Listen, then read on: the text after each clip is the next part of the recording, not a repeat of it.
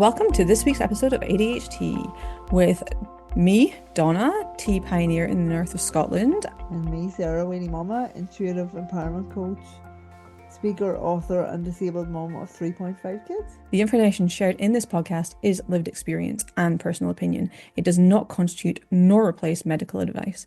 ADHT, the podcast, are in no way legally responsible for any actions taken by anyone as a result of listening. The views expressed by any guests are their own and do not necessarily reflect the views of Sarah or Donna. Join us today as we meander through routines and being allergic to routines and making tea. That would be me, not Sarah. Although Sarah makes the tea to drink, so that counts. And meandering off the path like I just did. Yeah, enjoy. Sarah, what's in your cup and what's on your mind today? I don't even have a cup. Will I just lie? Will I You lie? should see Sarah's face at this point. She's not got a cup. She's not got a I don't. cup. I've had 3 cups of tea already, and I literally sat down to record without a cup. Okay, you can just say what was in your cup then. What have you finished drinking? Yeah, well, I think everybody, no prizes for guessing what was in my cup. Siren's Clarity, my absolute go-to savior for the last how many months. In fact, I had a bit of a panic this morning because I can almost see the bottom of the bag, and I also need to pack some in my hospital bag. So I was like, ah, need to need to strategize here. I'm not gonna ration because I can't do ration. If I love something, I'm all in, so I can't ration. But yeah, I need to make some plans. So yeah. What's on my mind today is the dichotomy of the ADHD brain and routine. How I'm allergic to routine, but I also desperately need routine. So it's like that dance between having the structure in place so I know what I'm doing and what's needed without feeling that it's got a chokehold on me.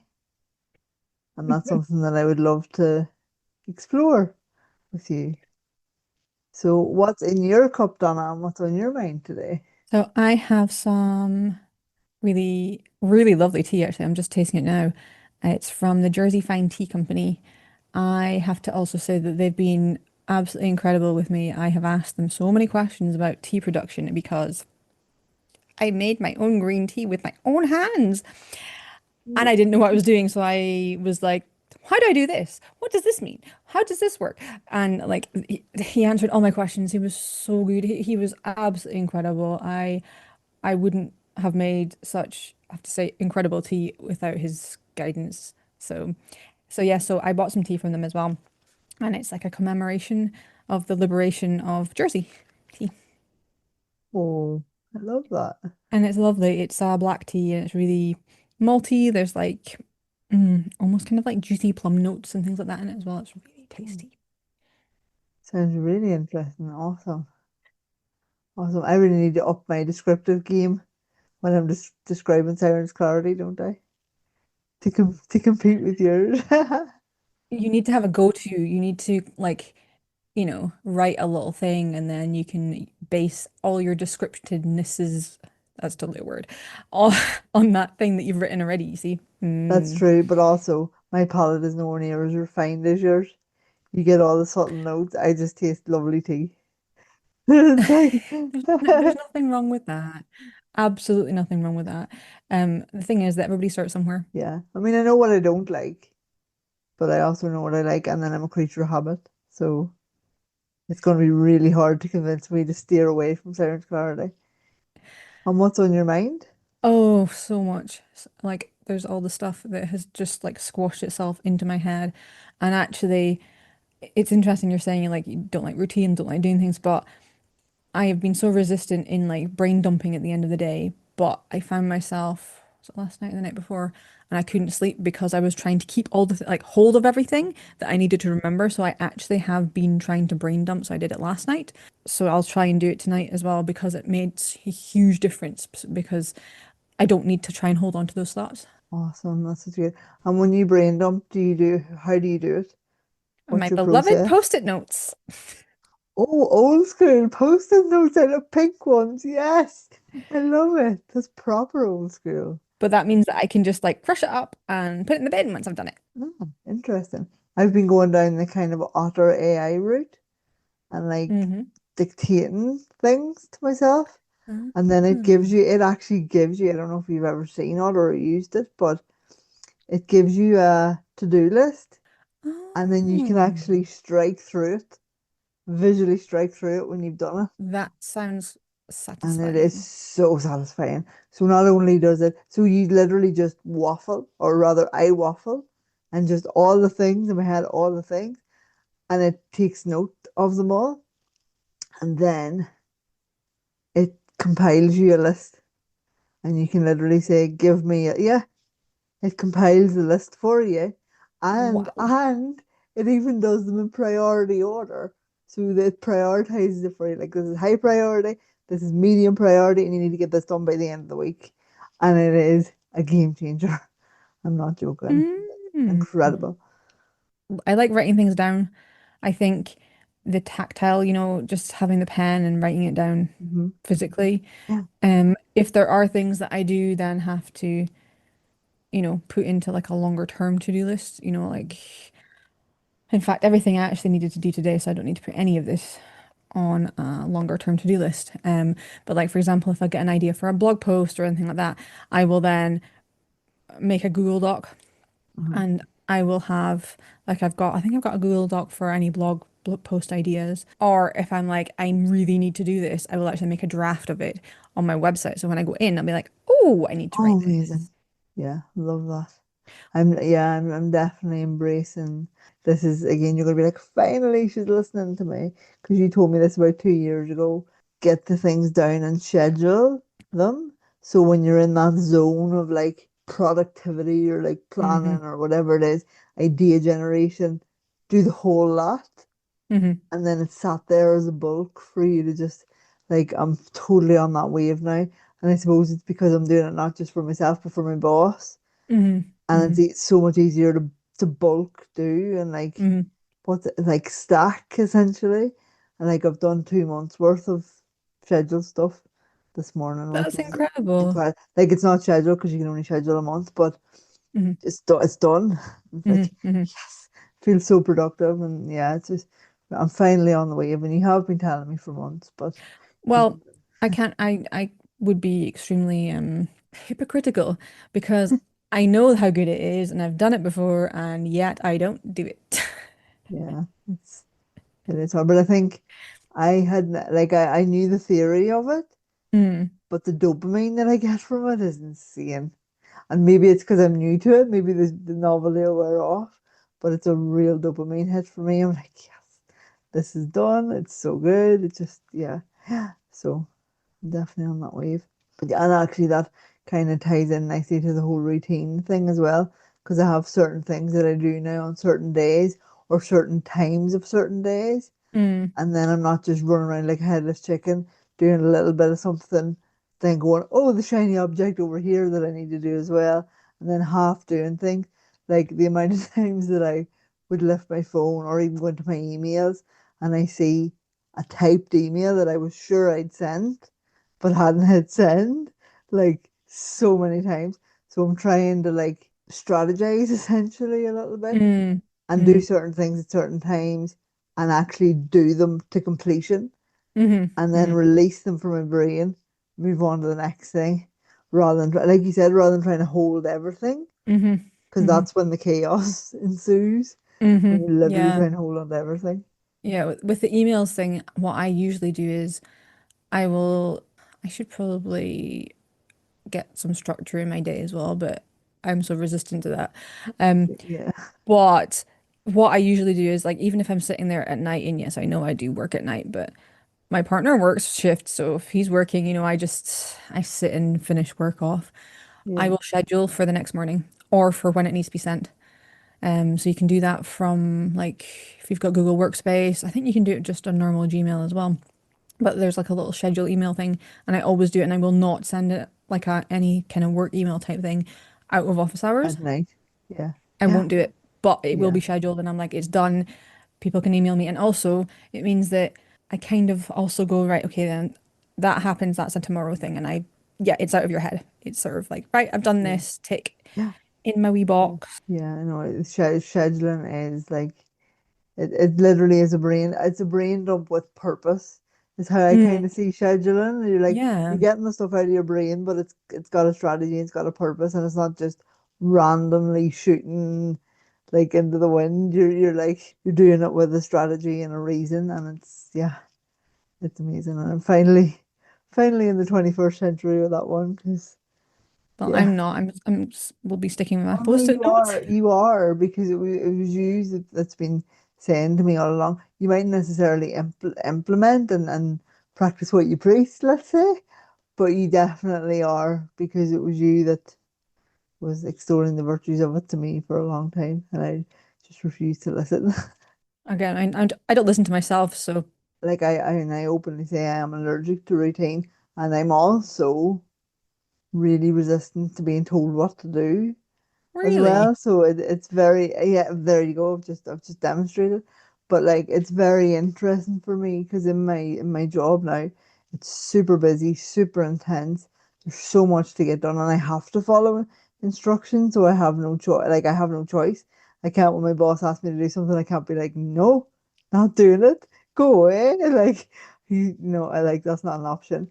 So I need to, and with the sheer volume of stuff, like you need some structure because otherwise it would be literal chaos.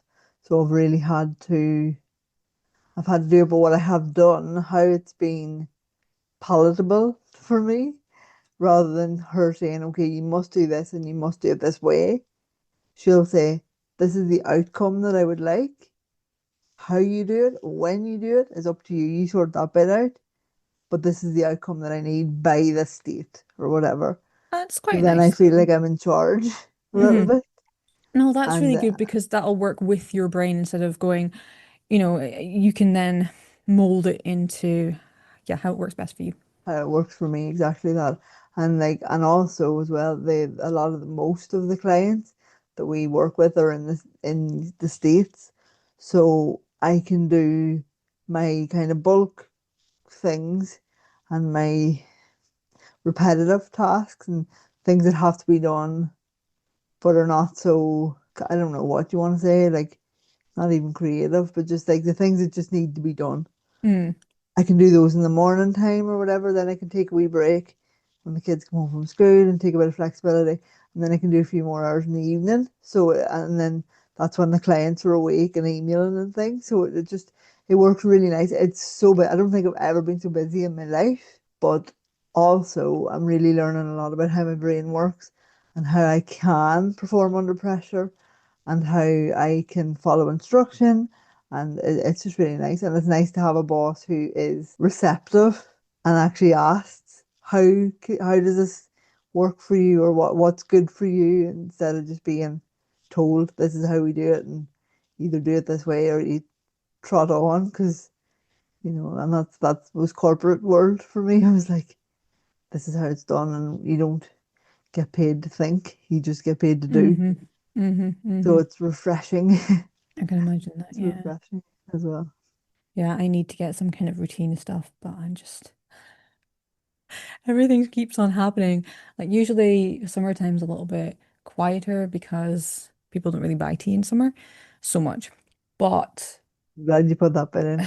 yeah, it's definitely so much. I mean, there are definitely, I mean, I buy tea in summer, demonstrating my Jersey tea here. Yeah, Yeah, so I normally kind of take summer as a, right, this is slightly like a quieter time. I'm not going to do so many events. For example, like especially the events thing, that takes a lot out of you because you're traveling to and from the event and setup and all the things. yeah. So usually over summer it's not so many events, it's more about online. But this year, well, I mentioned about making tea. I made tea. I'm going to go back and make more tea. I'm going to teach Donald how to make green tea. Awesome. So he already makes the black tea, Awesome. but green, it's a different process. We're going to try and make it a bigger batch. My first batch, which I totally made up completely from remembering conversations I've had with people and you know, Yeah, and intuition. mm, completely made it up. It looked terrible. I made 3 grams and the dry leaf kind of smelt a bit.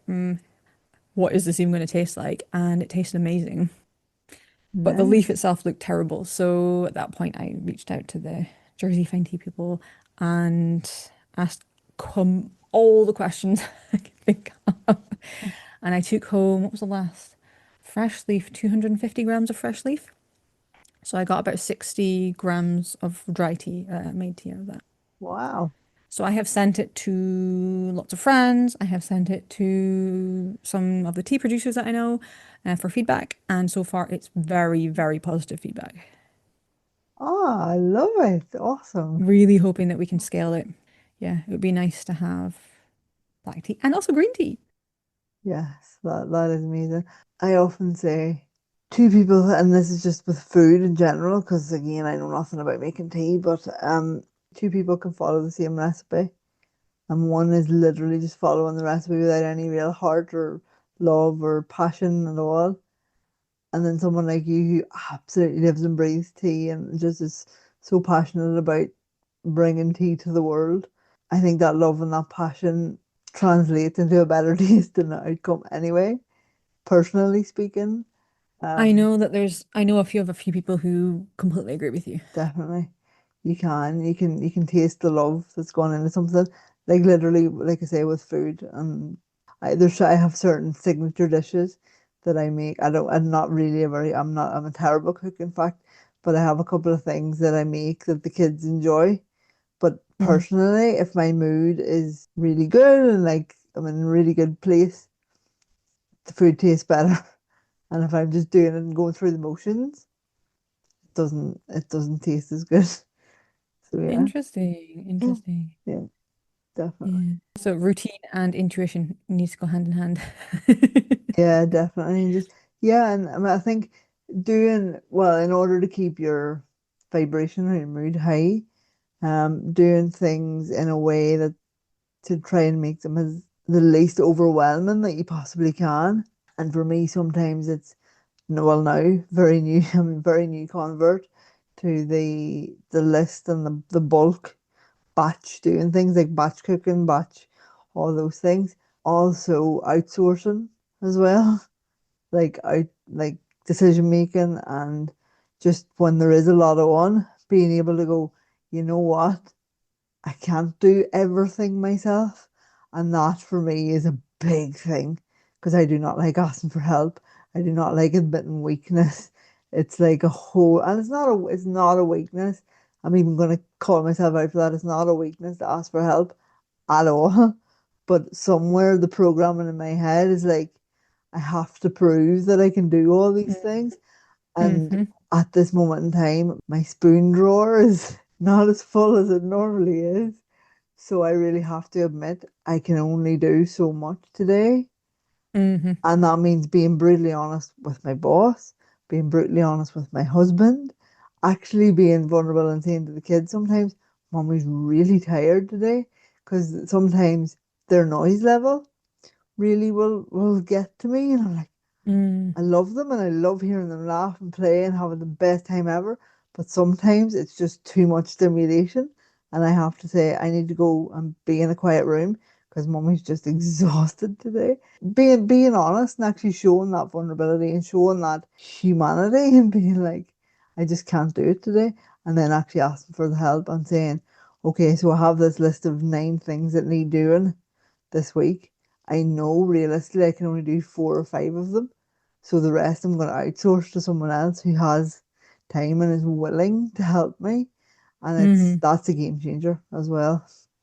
Mm-hmm. Yeah, I try to outsource things, but there are things that I would need to then go and teach, like for example, my partner how to do it, and it's like I'm Um, just gonna do the thing. for sure. I know. And that's yeah, that's something my boss has said to me a few times. Like, I need to show you and it's not even how she does things necessarily, but like Mm-hmm. the outcome or the acceptable standard, I guess, for her brand. And she'll do like a quick video and she'll say like this is like the non-negotiables and this is sort of my standard. If you can elevate that and make it better, brilliant. But it needs to be at least at this level. And Mm-hmm. she's like, because otherwise I might as well just do it myself. you know, and sometimes but that's where the videos are great because she doesn't have to then come along and teach me and it's a Mm, whole big thing, like an hour phone call, a quick wee video demo, and I can go back and watch it a million times if I need to. Thankfully, I haven't needed to, but it's just it's a quick way of going. This is the baseline. This is what we need.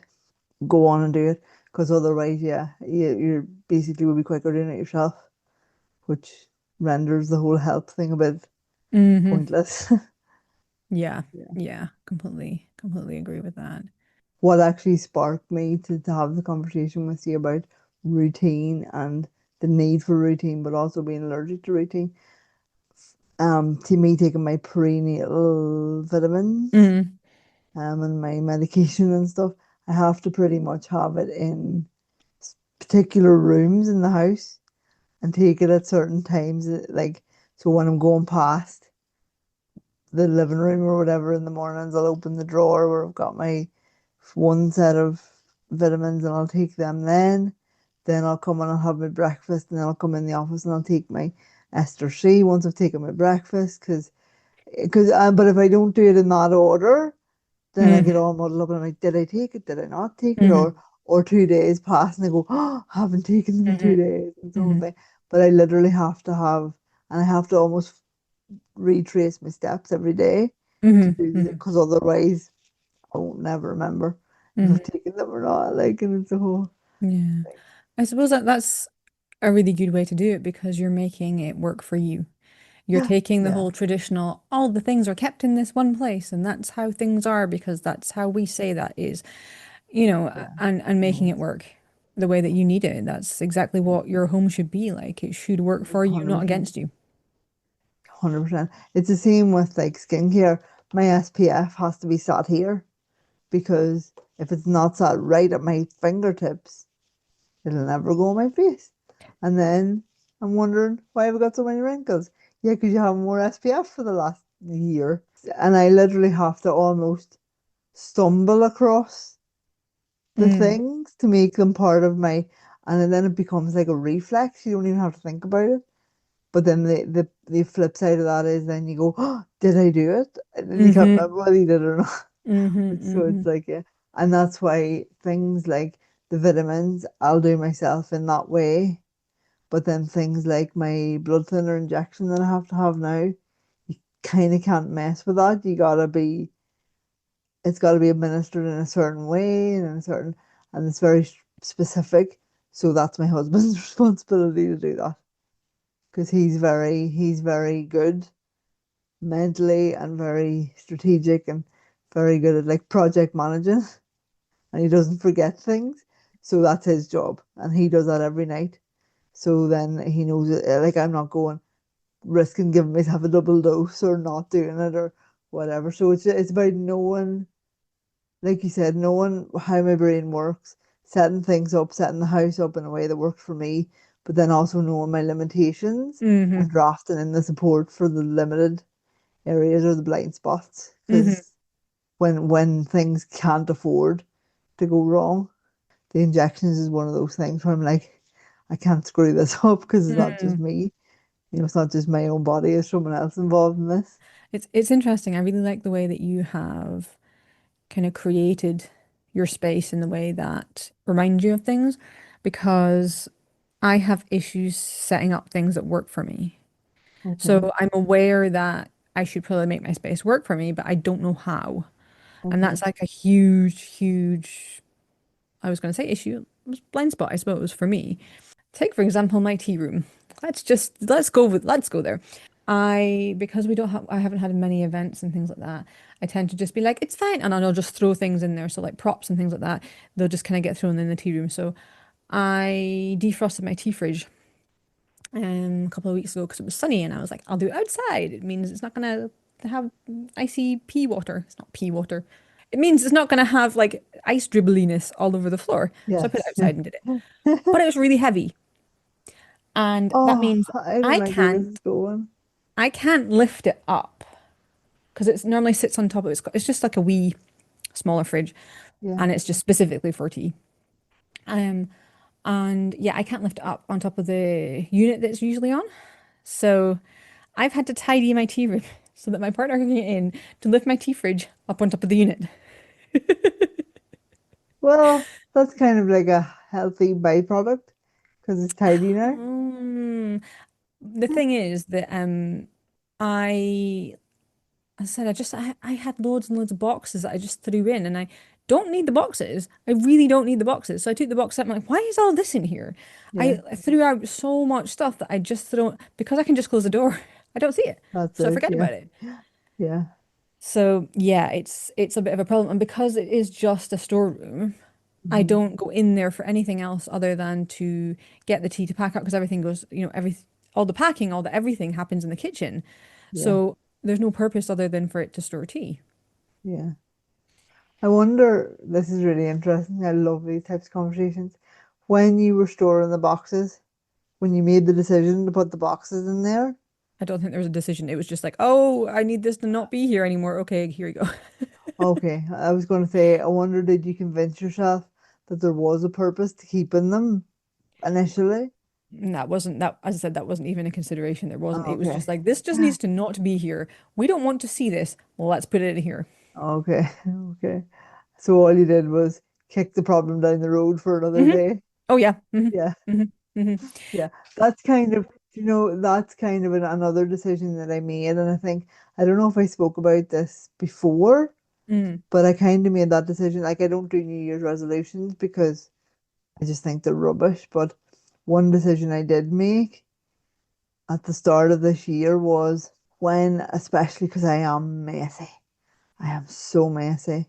Like, I'm really untidy, and my daughter's the same. And we're always on her to tidy up and, be more respectful of her Mm. space and just for her mental clarity and everything, have a nice clear space and all of this. And then I'm like, like you said, I'm being a total hypocrite because she comes in and she looks at my office and she's like, Mom, you're not really respecting your space, are you? Like, no, I'm not. You're absolutely right. And that's one thing I love about my kids. Like, they will call me out on my double standards big time, and I love that because then we're all holding each other to the same standard. It's really nice. Mm. Whereas some might say, oh, they're being cheeky. No, I don't think they Mm. are. They're reflecting back to me what I'm teaching them, and it's perfect because I'm just an overgrown kid myself. I'm really messy, and I just clutter as a whole thing.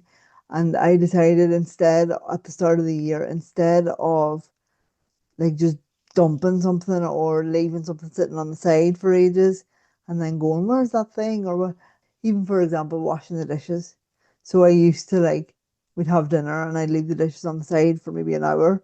And then the mental woodpecker was going, the dishes need washing, the dishes need washing. And like, I couldn't relax until the dishes were washed.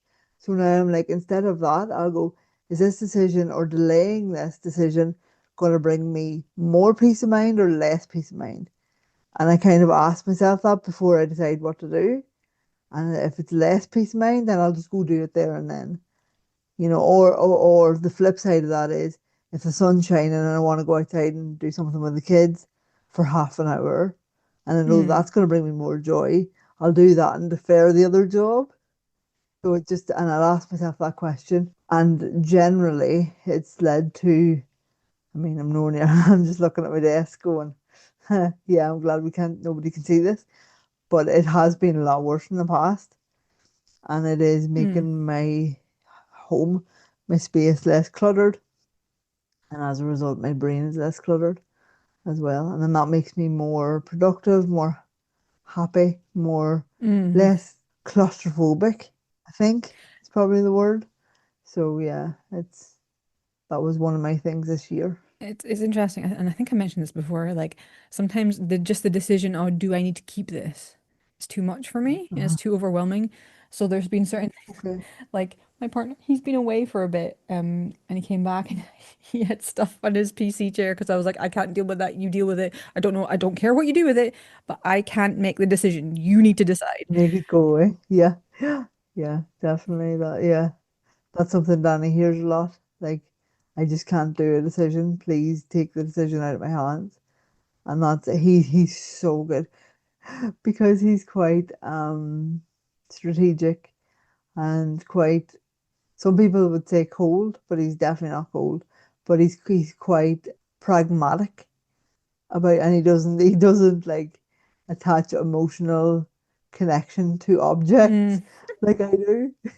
So he can be very like, this is getting dumped. We haven't looked at it for 2 years. It's getting dumped, and it's so freeing. I'm like, yes, don't even tell me what you're dumping. Just do it. It's fine. But then the flip side of that is, I got rid of about 4 bags, or maybe even more, maybe 5 bags of maternity clothes to the charity shop, and then 4 weeks later found out I was pregnant. So that's done nothing for my ability to let go, because I'm like, mm, see what happened? See? So yeah. hmm. Yeah, I know that feeling. Like I sometimes I hold on to things like, and then I'm like, I'll need it for something, I'll need it for something. And then Costin will be like, oh, but you haven't looked at it in however many years. And I'm like, right, okay. You make the decision and he just chucks it. And then like two Yeah. days later, I'm like, that would be perfect for this Yeah. thing. Yes, exactly. Exactly. That's it. I know. Yeah. We just need to buy a mansion where we have kind of all the junk in all the rooms, just in case. For mental clarity, though, it is so good to get rid of things. And actually, I feel as well, from a like a spiritual or an energetic point of view, holding on to things from the past is not a vibe, actually, because you get new things and new creativity, new all the abundance and all that can't come in if there's stagnant old energy all around you. So yeah, I then this is again like the whole thing of routine. This is the dichotomy of my brain. Like, need to get rid of the stuff to let the new come in, That's but also there's interesting. so much attached to the so much value and sentimentality attached to the old as well. So I'm like stuck. I'm terrible for just having clothes and then I'll wear them until they're, yeah. Hmm. And I wonder if that's like, I don't even know if some of them are even sentimental. It's just, it fits me, so why get something new? Well, yeah. How do you view clothes? Do you view clothes as just something that you have to wear to cover your body and not be freezing? Or do you view it as, this makes me feel good? It makes me, it depends Yeah. how you, I can go either way, to be honest with you. I have some items of clothing that I'm like, yes, this makes me feel good. And others are just like, okay, this is just practical. I need this because I yeah. need to.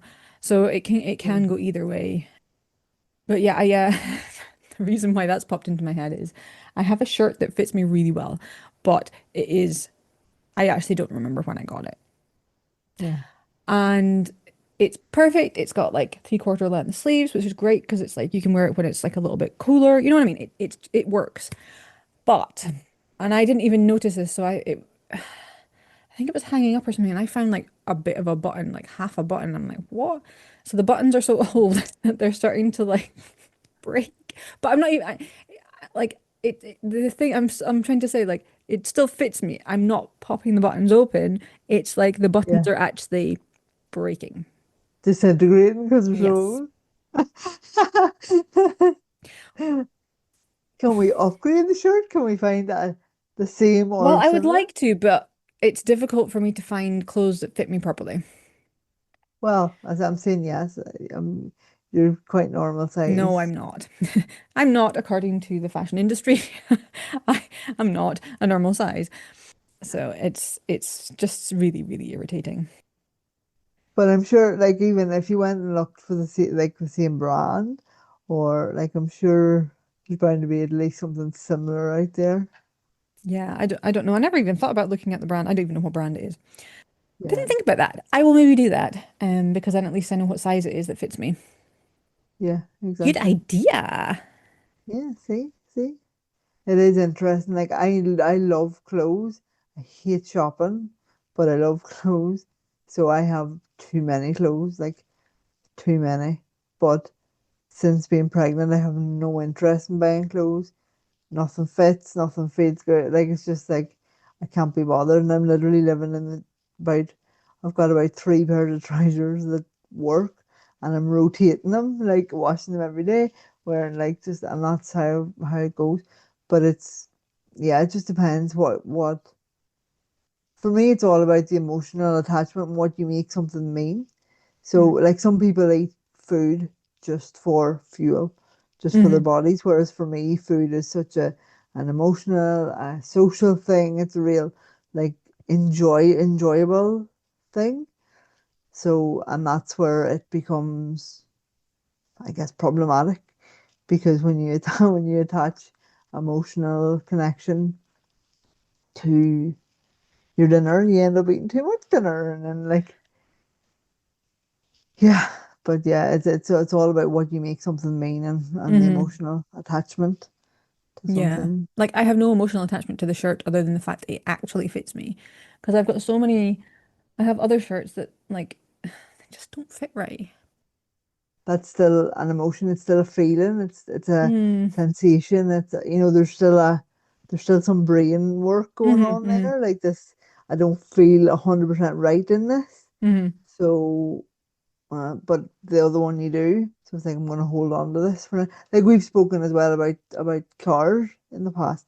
Like you don't a car is just something to get from here to there. You Hmm. don't have anything. Whereas I'd be like, maybe like the color or the shape or or like certain types of cars. Hmm. And that's more from my dad and my upbringing and stuff. But again, there's a classic example. A car is literally a tool for you, whereas for me, it's like childhood memories or whatever. So Hmm. it just depends, I think doesn't I it? also, because I hate shopping as well, I think that's another issue that I have. Mhm. So just so boring for Yeah, me.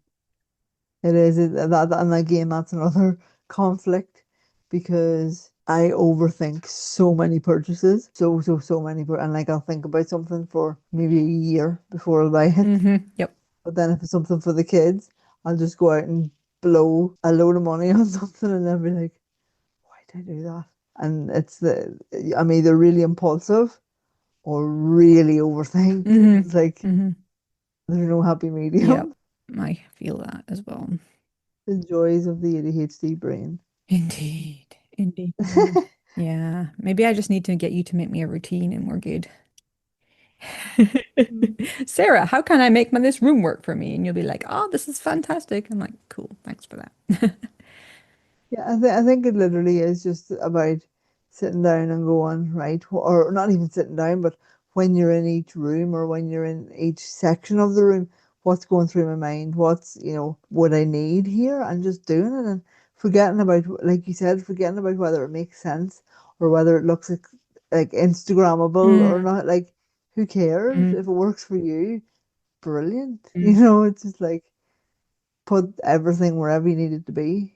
Same like I say with skincare for me. Like my skincare is in all random places, and none of it's in the bathroom because the last thing I'm going to be doing, well, I'll wash my face in the bathroom, but that's about it. Everything else is everywhere else because it wouldn't get used otherwise. Yeah, that's interesting. See, I'm not too bad with skincare because most of mine is in the bathroom. But because I'm so adamant about using SPF every day, even if I've not put any on before I go out, I will actually end up going to the bathroom and then putting it on just because it's almost like, I don't want to say like a habit, but it's just something that I do and it's something that I've The always done. reflex, yeah, But it is sitting on the little kind of worktop bit in the kitchen next to the sink, so I don't forget it. yeah, But it is in the it is in not the kitchen, the other place with worktop, the bathroom. yeah. Yeah, I know it is funny. It's like I wouldn't go out. I wouldn't go out without brushing my teeth. So it's again about forming that habit and that Mm, ritual of doing the things, and also it's about what does it mean to you. Like I wish that I'd been doing it for as long as you have, because I would look as young as you do if I had been. But then I'm like, part of me is like, oh, who cares actually? Because I'm going to age anyway. So, it's like I haven't, whereas with Daisy, I'm saying to Daisy now, she's 6, put some SPF on. And I'm trying, because I'm like, I can save her at a young age and instill this good habit into her now.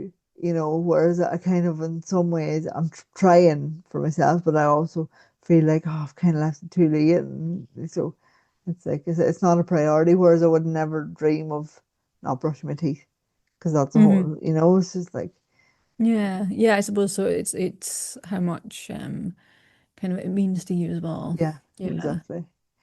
With the whole room thing, I'm going to go back to that again. I just sometimes feel like I need somebody to make it work for me and then I can keep it up. Do you know what I mean? Yeah, Um, yeah, so when we first came into this house, I actually asked Costin to try and like organize a room for me. And at first he was like, "Yeah, this is good, but I'm happy to do that." And then when it actually came to it, he was just like, "I don't know." And I was like, "That's yeah. not That's, useful." I was actually going to say nobody's going to know as well as you what works for you. So even maybe if just thinking out loud, if you sat down and did like a wee map and been like, it'd be really cool if this was here and this was here and this was here, and then he could set it up for you, but it needs to be from your head Mm, onto the page because otherwise he can't tell you what works for you because he's not in your head. I mean, he probably is the one that would be closest hmm to be able to tell you because he's seeing you on a day-to-day basis. But really, it needs to be your routine. He can implement it for you. hmm But Yeah, I don't have ideas. Like I don't, you seem to be like, yeah, this would be great if it was here. And I'm just like, I don't know where I need things. Like I don't know what it is. It's a blind spot for me. I don't know yeah, how to do that. It's a little bit easier, say, for example, like the kitchen, because there's already cupboards, there's already storage there. I can go in and be like, right, okay, so this is what we've got and this is how we can make it work. Like a blank piece of paper, I'm just like, I don't know. It's too much. There's too many options. yeah, that's fair. And that's where I get stuck. That's very fair, actually. Yeah, so it's almost like if he went out, say, I don't know, I don't even know if you have an IKEA or not, but if you No. went to IKEA and bought you But you like, with your IKEA close to you. it's not close to me, it's like 2 hours away, but we can order online as well. So if he like built like a shelving unit or something and like put it in there, and then you could be like, oh, I could put this and this and this in here, but you need almost the shell of the idea first, Hmm and then you can populate hmm nearly. Yeah.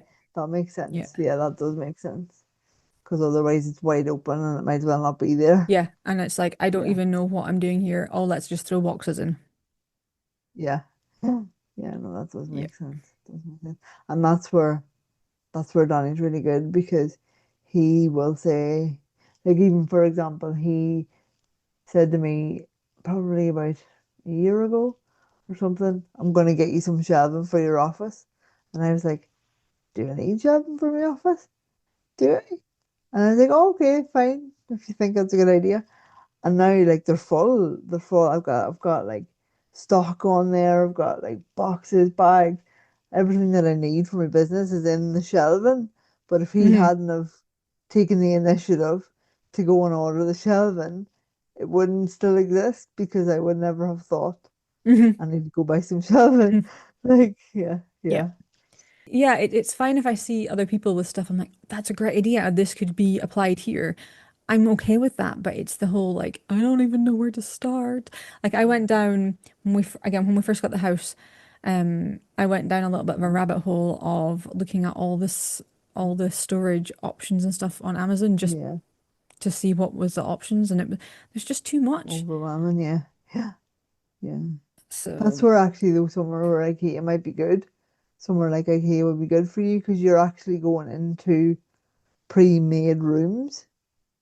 So they mhm, show you're like the bedroom section is actual bedrooms like designed and made up. mhm. So it would give you some idea of like, oh, this is possible and that's possible and like, but then it could get overwhelming because there literally are hundreds of different variations. So yeah, yeah. Yep.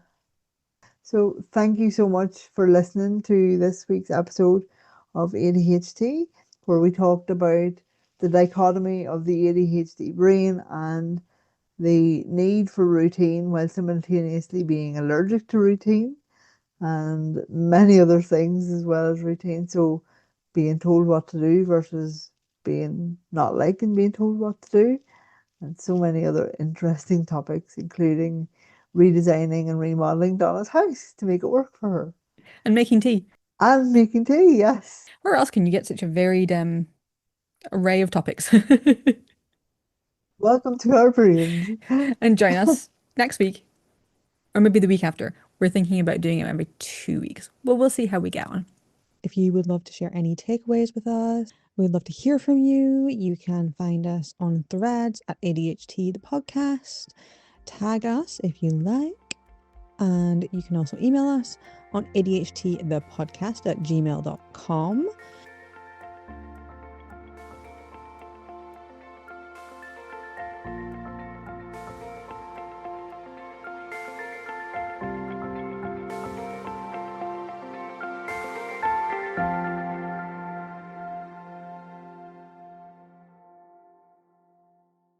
Thank you.